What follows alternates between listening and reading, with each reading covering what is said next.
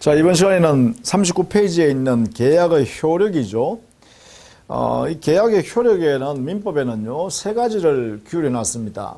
첫 번째는 동시행항변권이라는 제도요. 두 번째는 위험부담이라는 제도. 세 번째는 제3자를 위한 계약에 관한 내용. 이 세 가지가 계약의 효력 이렇게 돼 있어요. 자, 먼저 동시행항변권이라는 것은 쌍무계약에 있어서 이행상의 결련관계, 이행상에 밀접한 양채무자의 결련 성격 때문에 서로 동시에 이행해야 그래야 공평하기 때문에 그렇습니다. 그래서 동시행항변권이라는 것은 쌍무계약에서 서로 대립되는 양채무가 대가적으로 발생했잖아요. 이 채무가 서로 이행할 때 서로 동시에 주고받는 것이 공평하기 때문에 너가 이행하면 나도 이행 안 하겠다. 그래서 동시에 이행하자라고 할 수 있는 권리. 이것을 우리는 동시이행 항변권이라고 그래요. 이때 항변권이란 것은 동시에 이행하자. 그렇지 아니하면 거절하겠다라는 권리입니다. 지금 당장 이행을 거절하겠다. 그래서 이 항변권은 거절권의 성질을 갖게 되고 이걸 통해서 뭐 어떻게 되냐면 상대방 당신이 이행할 때까지 나는 지금 이행 안 하고 나중에 그때 당신 이행할 때 같이 이행할게 라고 그 이행기를 연기해버리는 그러한 성질의 항변권이다 이러겠죠. 이게 바로 동시이행 항변권의 본성입니다. 이렇게 자, 이렇게 함으로써 이 동시행 항변권이 있는 됨으로써 공평의 이념이 실현되죠.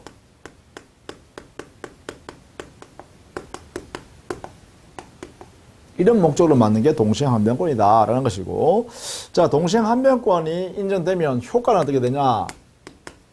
효과는 크게 이렇게 나누라는 거죠. 민법상의 효과하고 소송 과정에서 일어나는 소송법상의 효과 이렇게 나누어서 살펴보라는 것이에요. 민법상의 효과는 이 동시행항변권이 채무자한테 존재하기만 하면 당연히 일정한 효과가 발생한다라고 해서 이 존재효, 당연효 이렇게 표현합니다.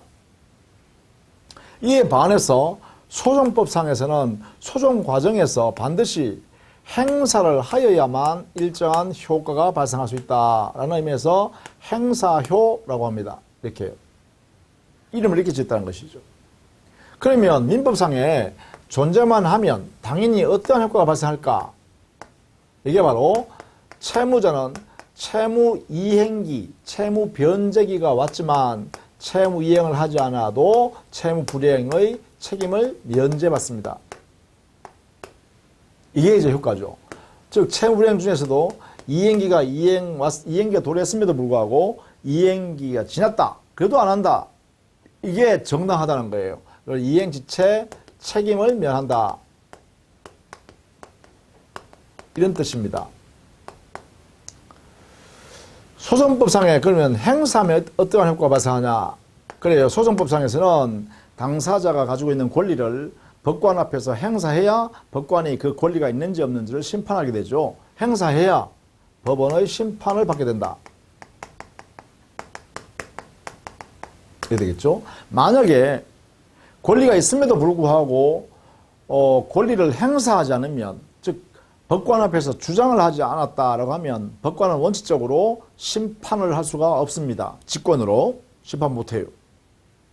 그래서 행사했기 때문에 법원이 심판하고, 심판해서 동시행항변권이 채무자인 상대방한테 인정되는구나 라고 하면 그때는 원고에게 전부 승소다 이렇게 하는 게 아니라 서로 원고와 피고가 주고받아라 이렇게 판결해야 되는데, 그러한 판결을 뭐라 하냐면 상환 이행 판결 또는 상환 급부 판결을 한다 이렇게 해요. 원고와 피고가 서로 간에 주고받아라 이렇게 하는 거죠. 이 상환 이행 판결은 그 성질은요, 원고가 일부 승소했고 일부는 패소했다는 것입니다. 원고의 일부 승소, 일부 패소 판결을 받은 것이다 이 뜻이에요.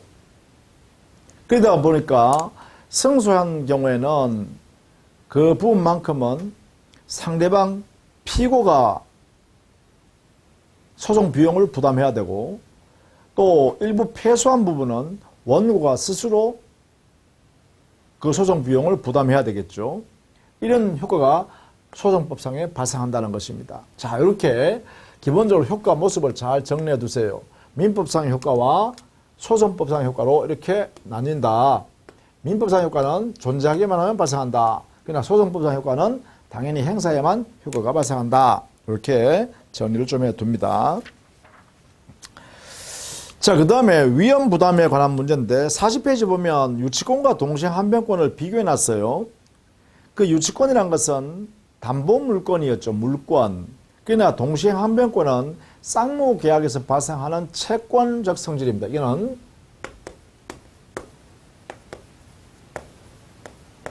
그렇죠. 그 당사자, 계약 당사자한테만 적용될 수 있는 그러한 성질이라는 것이죠. 이런 면에서 두 제도는 성격상으로 다릅니다. 성질은요. 다만 유치권이나 동시행한변권은 공평의 이념을 실현한다는 면에서는 같습니다. 이게요. 이 부분에서는 공평의 이념을 실현한다는 면에서는 같은 출발점이다. 이렇게 해석할 수 있겠죠. 자, 그 다음에 위험부담의 문제입니다. 이 위험부담이란 것은 쌍무계약에서 어느 채무자가 자기 채무자 스스로의 책임 없는 사유로 자기의 채무를 이행할 수 없게 됐을 때, 자, 계약의 체결을 한 난 뒤에요. 쌍무계약에서 어느 일방의 채무가 채무자의 잘못이 없는 사유에서 자기의 채무가 이행할 수 없는 상태로 불가능 상태가 생겼어요. 이게 후발적 불능이라고 그러죠. 이렇게 이런 상태가 됐어요. 자, 채무자의 책임 없는 사유로 이행 불능이 되었으니까 이 채무자는 채무가 면제됩니다. 자기가 어쩔 수 없이 할 수가 없는 상태 되었으니까요. 자, 그런데 문제는 쌍무계약이다 보니 상대방이 있을 거 아닙니까? 그렇죠? 이 사람의 상대방, 이 사람의 상대방은 보통 채권자가 되겠죠. 자, 상대방의 채무는 존속하느냐 소멸하느냐 이런 문제예요. 존속하느냐 또는 소멸하는가 이런 문제가 생기죠. 존속한다 그러면 이 상대방인 채권자가 손실을 보게 되고, 소멸한다고 한다면 채무자가 손실을 보게 돼요. 그래서 여기에 관한 문제, 이것으로는 손실의 위험을 부담하는 문제가 생긴다. 이렇게 말하는 거죠.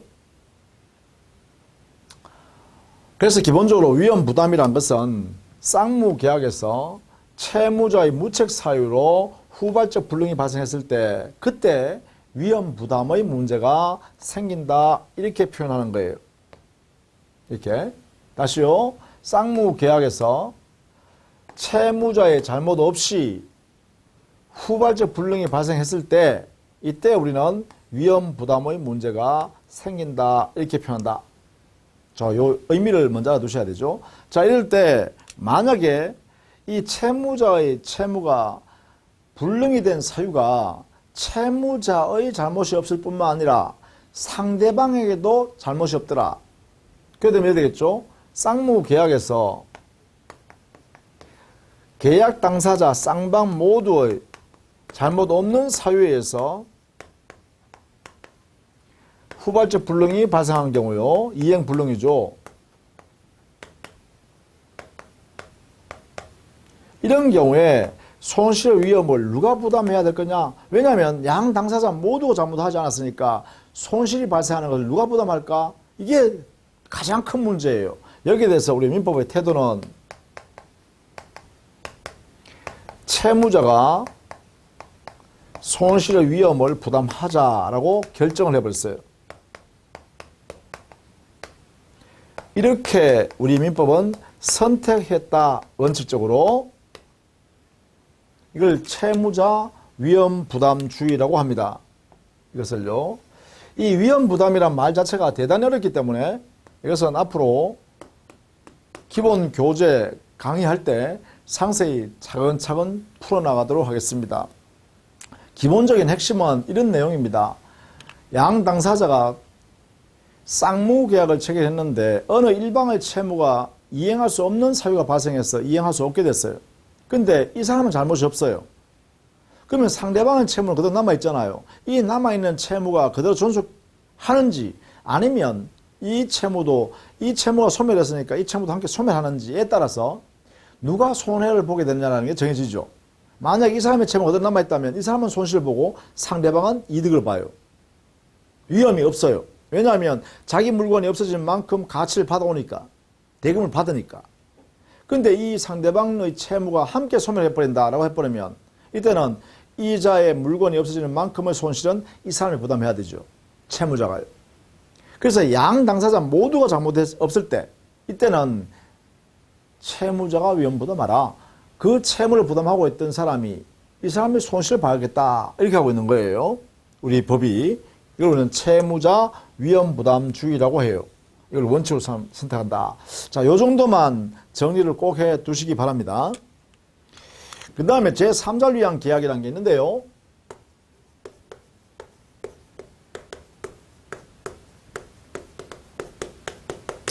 자, 이 계약의 형태가 좀 특이하다는 거예요. 보통 일반적으로 계약이라는 것은 일반의 경우 이렇죠. 갑과 을이 갑의 소유 토지를 10억에 이렇게 매매 계약을 했다라고 하면 여기에 토지 소유권은 매도인 갑이 소유권 이전할 의무를 이렇게 부담하죠. 그래서 이 의무를 이행하면 을은요 동시에 이 대금 10억 원을 대금 지급 의무를 이렇게 을이 이렇게 갑한테 지급하죠. 그래서 이 매매 계약 행위로부터 발생하는 수익, 이득은 어떻게 되냐면 이렇게 되죠. 이득은 을이 받게 되고 갑이 받게 되죠. 이렇게 해요. 그래서 갑이 가져가고 을이 가져가고 행위 당사자가 가져가요. 자, 그런데 여기는 이 계약은 뭐냐? 이 계약은 제3자를 위해서 계약을 했다는 거예요. 그러면 이 계약에서 나오는 자, 제3자를 위한 계약을 본다면 이 계약에서 나오는 수익을요. 일반적인 모습에는 행위 당사자가 들어갔죠. 그런데 제3자를 위한 계약에서는 그 수익이 계약상 발생한 수익입니다. 그것을 제3자에게 귀속시키기로 귀속의 약정을 별도로 특약으로 붙였다는 거예요. 이 계약 안에다가 특약으로 집어넣었다는 거예요. 그러면 어떤 모습이 되냐면 예컨대 이를 예를 들 수 있겠죠. 자, 이 내용을 가지고 정리해보면 갑이라는 사람이 똑같이요. 그 토지를 을한테 이렇게 팝니다. 예컨대 10억에 매매 계약을 했어요. 그러면 소유권을 이렇게 넘겨주고 이전 의무 그럼 대금을 이렇게 주면 되잖아요. 그런데 이 계약을 할 때 이 계약 안에서요. 매매 계약 안에서 이 매매 계약 안에서 요 대금 10억 원은 너가 병한테 직접 지급하자라고 여기 특약을 붙였다는 거예요. 병에게 지급. 여기 정했다는 거예요. 자, 그러면 갑이라는 사람은 왜 자기가 대금 10억을 받아야 되는데 왜 병한테 대금 10억을 주면 좋겠다. 을이 그래 알았다 이렇게 했을까? 이것은요. 이 갑이라는 사람이 병이라는 사람한테 돈을 옛날에 10억을 빌린 적이 있었어요. 그래서 이 돈을 갚아야 될 때가 됐어요. 이렇게 변제. 그래서 이 사람이 10억의 채권이 있다 해볼까요? 그러면 원래대로 하면 을은 갑에게 대금을 10억을 지급하면 이 갑은 대금을 받아서 어떻게 해요? 병한테 변제하면 되죠. 그래서 대금을 받아서 이렇게 넘겨주면 돼요. 그러면 이 채권 채무 관계도 소멸되고 여기에 있는 매매 계약 내용도 그 실현이 이루어지죠. 그래서 두 개의 법률 관계가 이제 끝나는 거예요. 자, 그런데 여기서 이제 정리한 거예요. 여기서 만약에 이 대금 10억 원을 이렇게 약속했잖아요. 을이 직접 병한테 주기로 한다 하면 갑이 소유권 넘겨줄 때 을이요 이렇게 대금을 지급하면 되죠. 대금 이거에 따라서 10억 원의 대금을 이렇게 지급하는 거예요. 지급하면 이 사람은요, 갑으로부터 받을 10억 원을 이렇게 지급받았으니까 이 법률관계도 완성이 되고 이 매매계약도 완성이 되어서 이 계약 하나로 인해서 이러한 삼명관계가 일거에 간편하게 해결할 수 있죠. 그래서 이렇게 만드는 제도가 바로 제3자를 위한 계약. 왜냐하면 이 병이라는 사람은 계약인 매도인과 매수인이 아닌 제3자이죠. 단순히 제3자는 뭐예요? 수익만 받는 거죠. 이 계약으로부터, 그죠? 수익만 받는 사람이에요. 수익자.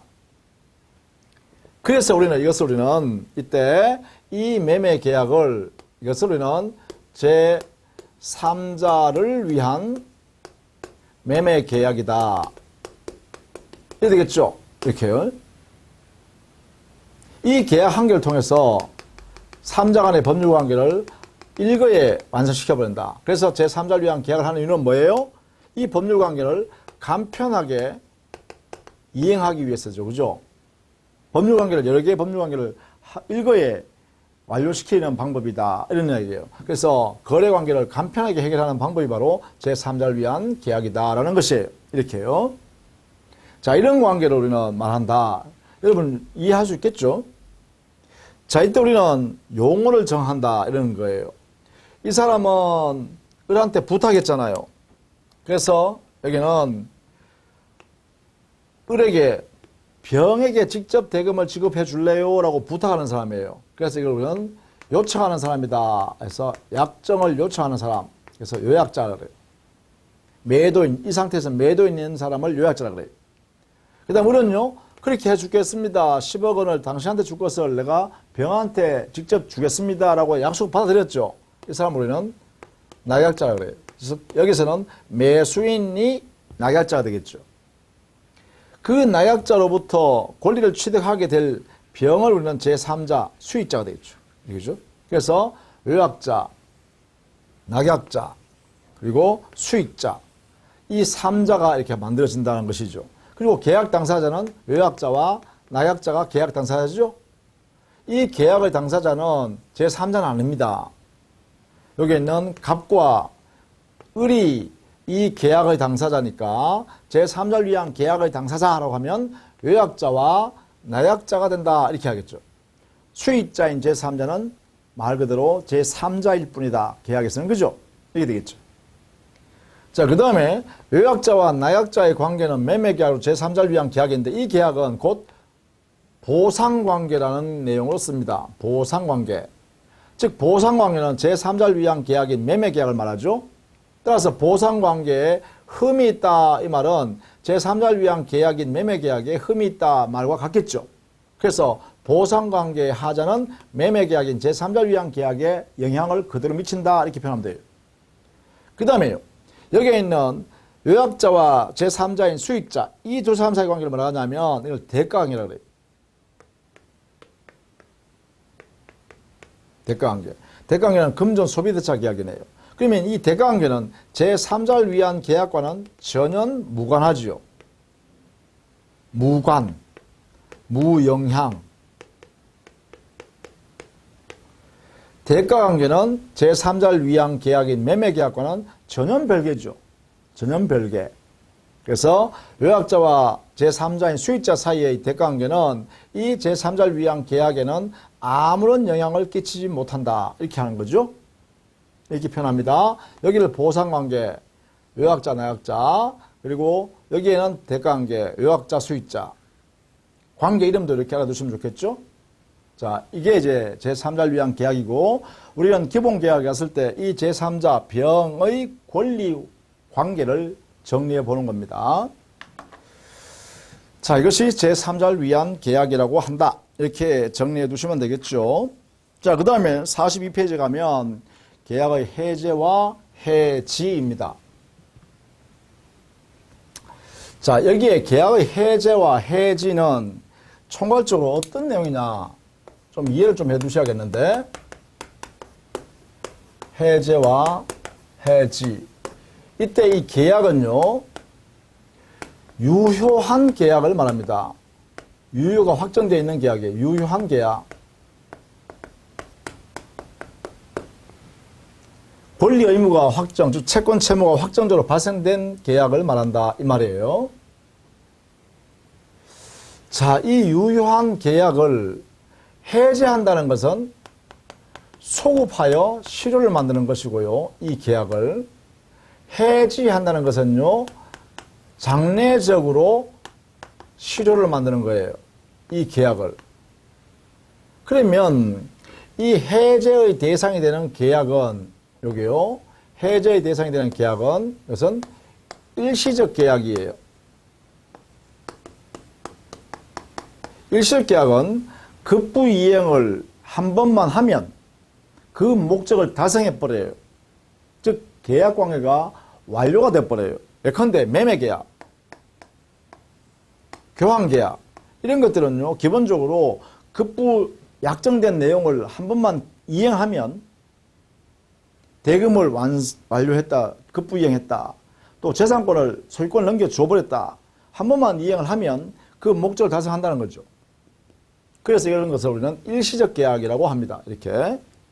자, 이에 반해서 해지의 대상이 되는 계약은 여기에 들어가는 계약이요. 이것은 급부 이행을 계속적이고 반복적으로 그 내용을 실행해야 돼요.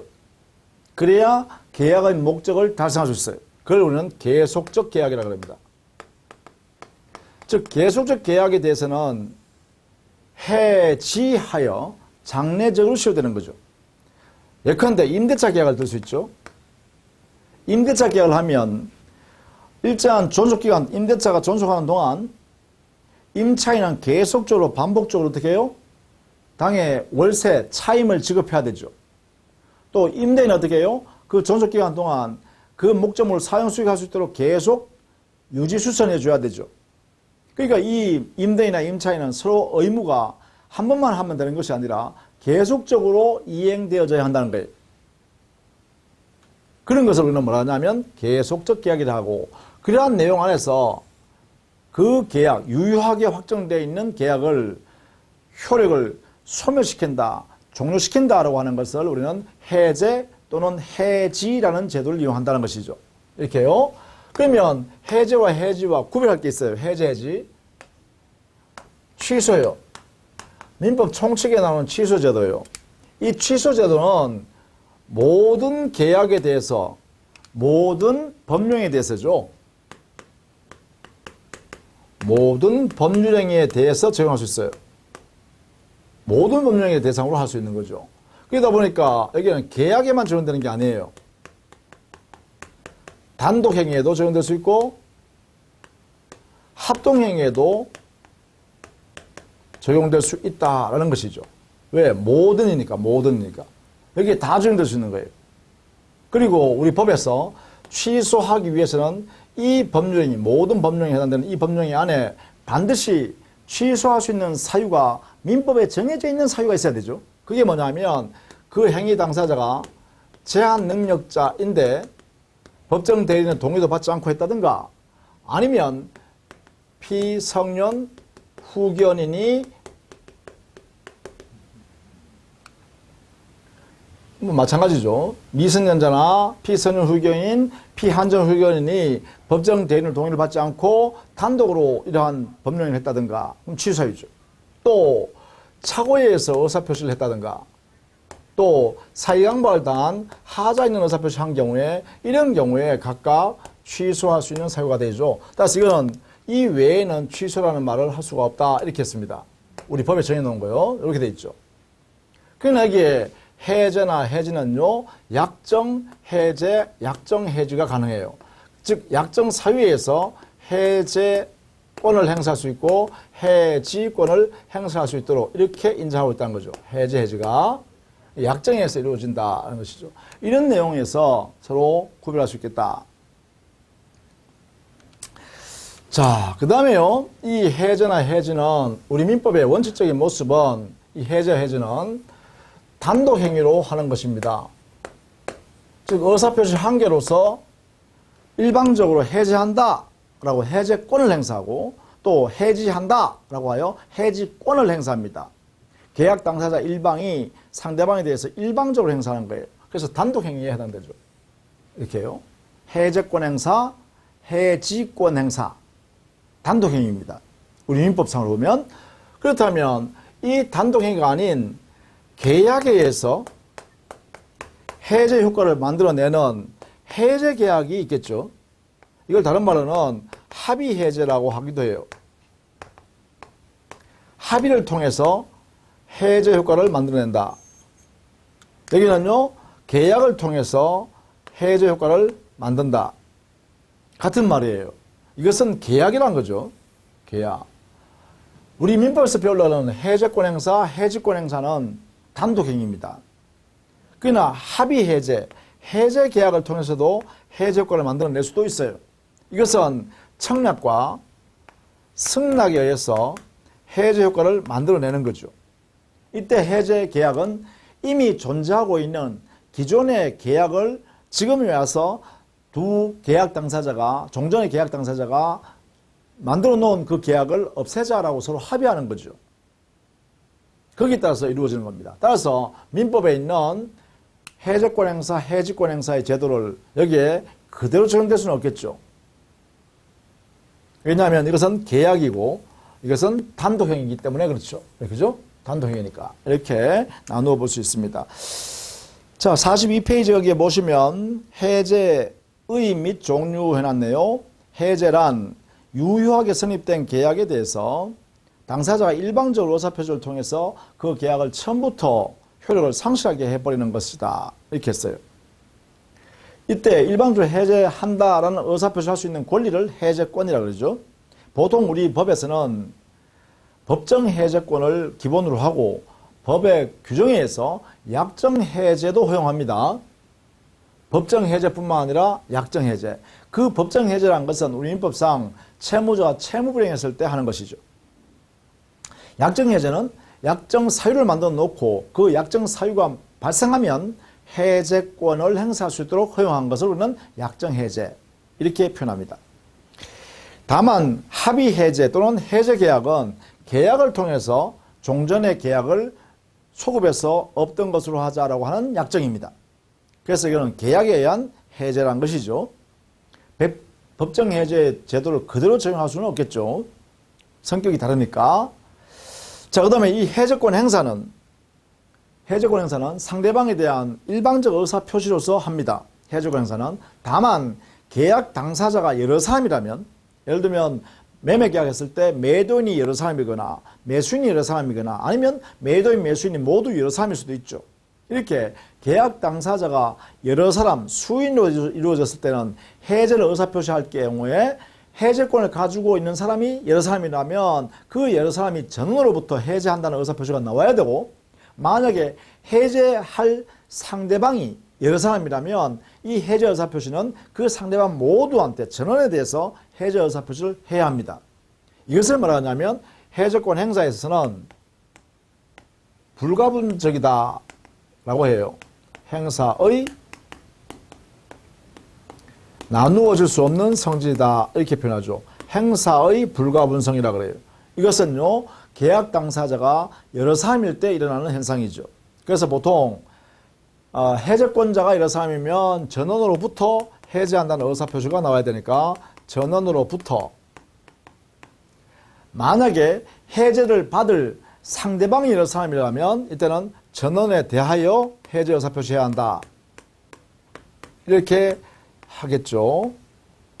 그래서 이것은 해제권자가 여러 사람, 이것은 해제권을 받을 상대방이 여러 사람일 때 이렇게 이루어지는 것을 우리는 해제권 행사의 불가분성이라고 한다. 전원으로부터 또는 전원에 대하여 해제를 하여야 한다. 이렇게 되겠죠. 자, 이럴 때 해제는 소급표가 있다겠어요. 일시적 계약으로 소급적으로 시효되는 것이다. 이렇게 했어요. 소급적으로 시효되면 주고받은 게 있다면 그것은 원상복구합니다. 원상복구해야 되니까 원상회복하도록 하고 있죠. 원상회복. 해제를 하게 되면 소급해서 실효되기 때문에 그 계약상 주고받은 게 있으면 원상회복하게 됩니다. 가지고 있는 그 자체가 뭐예요? 부당한 이득이잖아요. 부당한 이득인데 다만 돌려줄 범위는 전부 다 돌려주라는 거예요. 전부 반환. 전부 원물을 그대로 반환하라는 거예요. 이게 반환의 범위입니다. 전부 반환하고 원물을 반환해라. 이런 이야기예요. 이게 이제 해제의 효과로서 반환 범위를 정할 때는 원상회복이다. 이렇게 표현합니다.